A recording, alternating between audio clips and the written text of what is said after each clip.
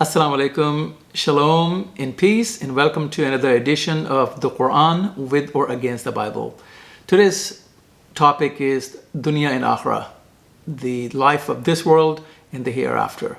Do you struggle to reconcile between the Dunya and the Akhirah, or the life of this world and the hereafter?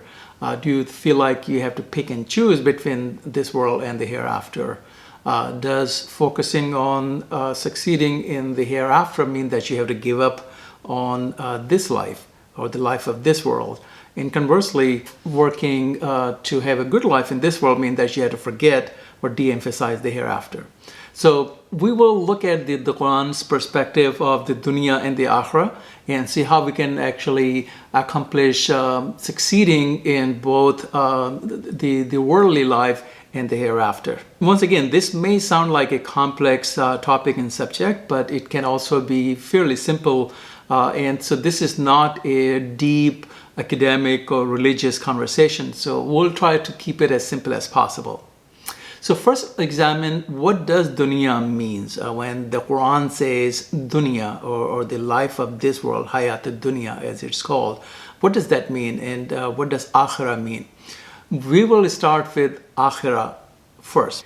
So here is perhaps an oversimplification of the teachings of the Quran as it relates to the hereafter.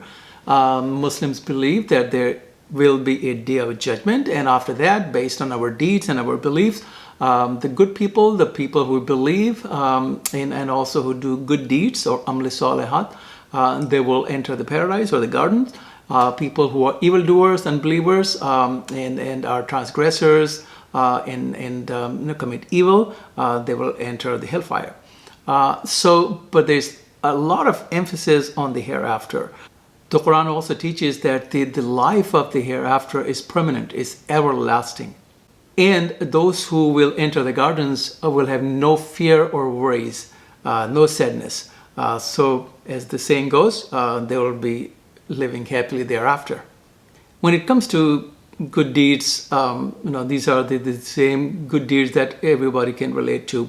They're helping the needy, the poor, the orphans, the widows, helping your neighbors, not lying, not stealing, etc.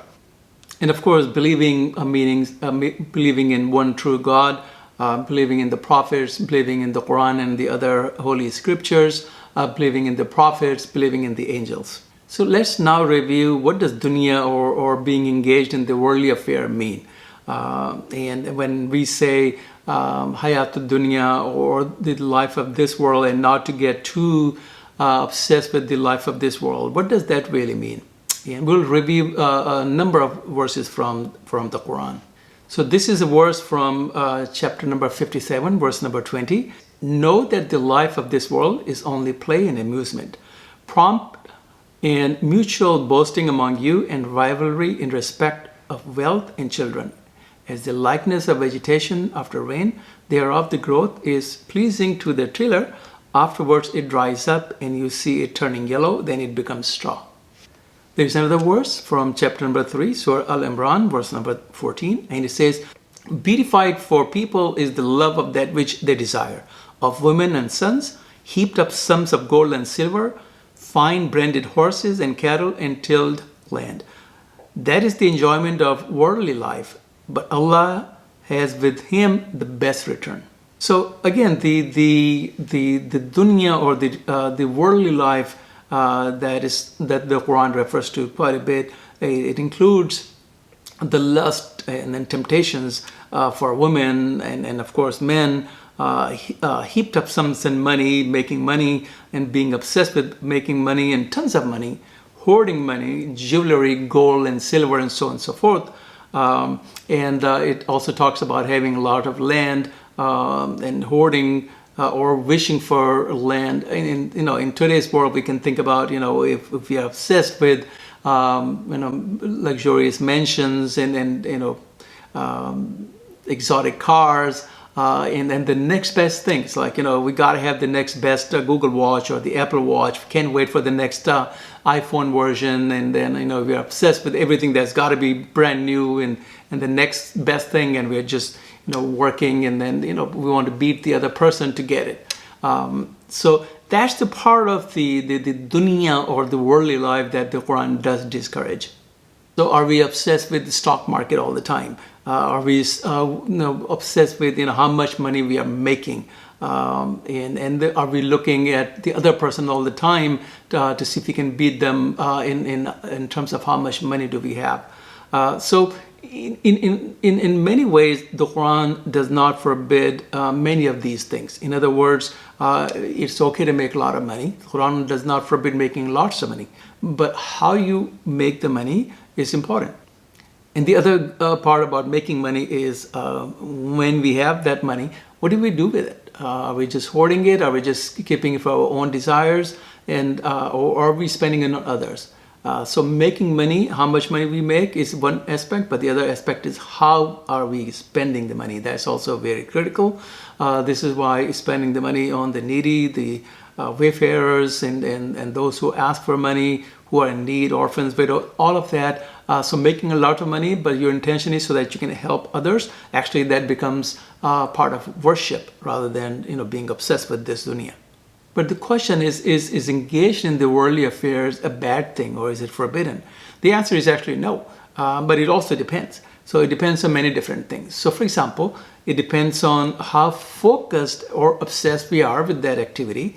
And number two, our intentions. Our intentions play a huge role in terms of whether it's a good thing or a bad thing. What exactly is the activity? So there are some things that, that are quote unquote fun, and they're not forbidden. So if you're watching sports, you're watching American football, you're watching cricket, for example, it's okay as long as it doesn't prevent you from the remembrance of God, for example, or doing the good things.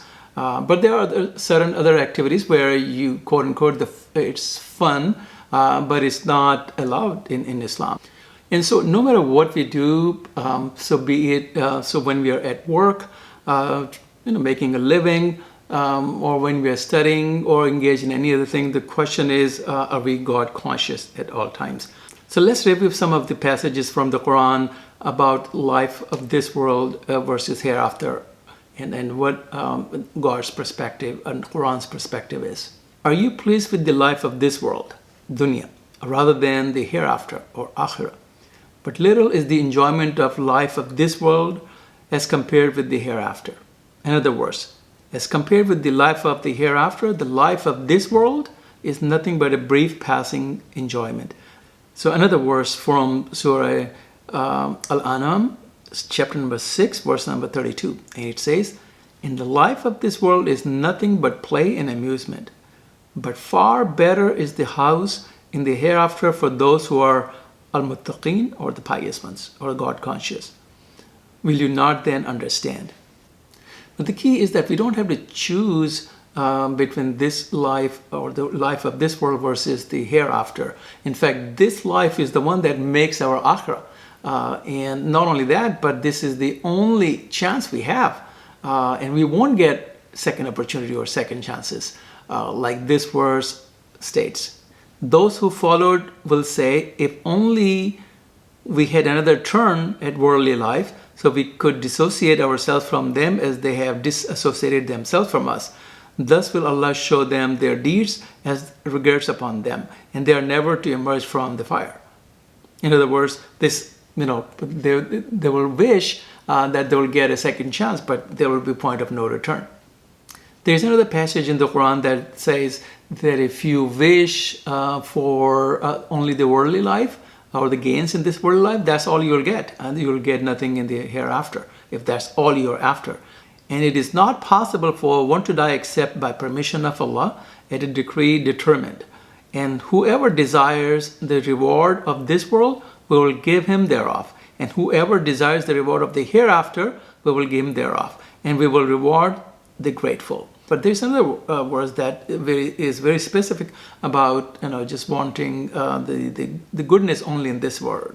There are some people who say, "Our Lord, give us your bounties in this world, but they will have no portion in the hereafter." This is verse number 200 from chapter number 2 or Surah Al-Baqarah.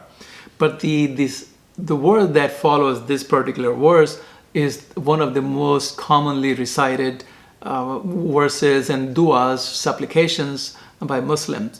And this is the one that is kind of the focus of my video here, is that this really summarizes everything that we want to summarize.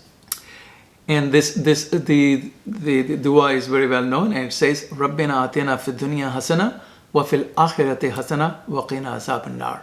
And this is from verse number 201 from chapter number 2. Our Lord, grant us good in this world and the good in the hereafter, and save us from the torment of the fire.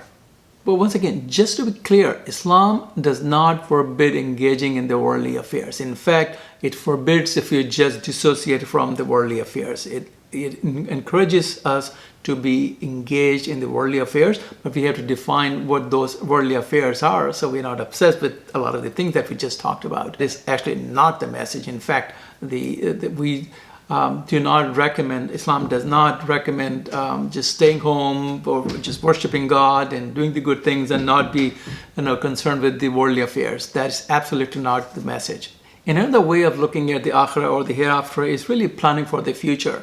How many of us really live in for today, and we fail to plan for the future? As they say, if you fail to plan, you're planning to fail.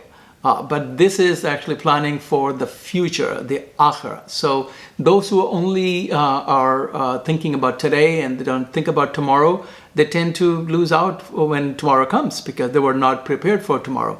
In many ways, the dunya and the Akhirah, or the life of this world and the hereafter, is about planning for our future, the ultimate tomorrow. So if we are failing to plan for the Akhirah, then we are planning to fail. And that's the type of failure we really cannot afford to have. But we have to have a balance, the balance between engaging in the worldly affairs as well as doing things that will make our Akhirah or our hereafter more successful. So that balance does not mean that we on one hand please Allah and then we turn around and also try to please Shaitan. So do the things that the quote unquote the fun activities that are forbidden. So you're pleasing Shaitan there, but then you come back and then you start to do your salah and you do your fasting and you do some of the other good things. That is not balance. It's really, honestly, that lifestyle is a state of confusion. Because you're trying to please Allah, but also engage in activities that really is to please Shaitan, because Shaitan is very pleased when we do things that are forbidden. What balance is that we don't engage only in the things that are for Akhirah, and then we're just worshipping God and doing nothing else, but also not going to the other extreme of just focus on and obsessed with the worldly affairs and forgetting the Akhirah. So the key here is really striking a balance. And that balance also calls for working equally hard, if not maybe harder, to succeed in the hereafter. We work so hard to get that dream job. We work so hard to get promotion in our jobs. Do we work equally hard to get a better job in the hereafter? And same goes with education. We always work hard to get better and better and higher education, which is great, of course. And we strive to get an A plus. B plus. We are not happy when we get a C or a D, or especially when we flunk. Same goes with our children. We are very unhappy when our children get anything less than an A. But are we also striving to get that A plus or A in the hereafter? And how hard do we work to get our first house? Are we working equally hard to get that big beautiful house in the hereafter? How much time we spend in seemingly lame things and spending so much time on Facebook and messengers and WhatsApp and so on and so forth? Are we spending equal amount of time in remembrance of God? That's the balance we strive for. So in the end, I will recite that dua again. It's one of the most commonly recited duas, supplication. Rabbina atina fid dunya hasana wa fil akhirati hasana wa qina azaban nar. O Lord, give us the good in this world and the good in the hereafter, and protect us from the torment of fire. I hope you liked the video, and if you did, remember to share it with others. And until next video, peace, shalom, and assalamu alaikum.